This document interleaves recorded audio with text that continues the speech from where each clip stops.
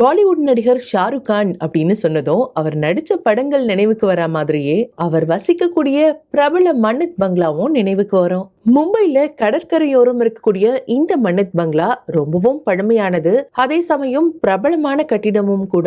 இத பார்க்கறதுக்காக தினமும் ஏராளமானவங்க அங்க வர்றதும், மன்னத்துக்கு வெளியே நின்று புகைப்படம் எடுத்துக்கிறதோ கிட்டத்தட்ட அது ஒரு சுற்றுலா தலமாகவே மாறி இருக்கு.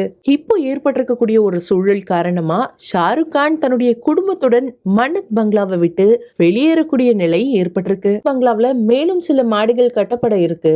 அதுக்கான கட்டிட வேலைகளை துவங்கியிருக்காங்க. அதனால ஷாருக் கான் கடந்த வார துவக்கத்திலேயே குடும்பத்தோட பக்கத்துல இருக்கக்கூடிய வீட்டுக்கு வாடகைக்கு குடியேறியிருக்காரு. அடுத்த 2 ஆண்டுகள்ல இந்த பங்களா புது பொலிவு பெற இருக்கு.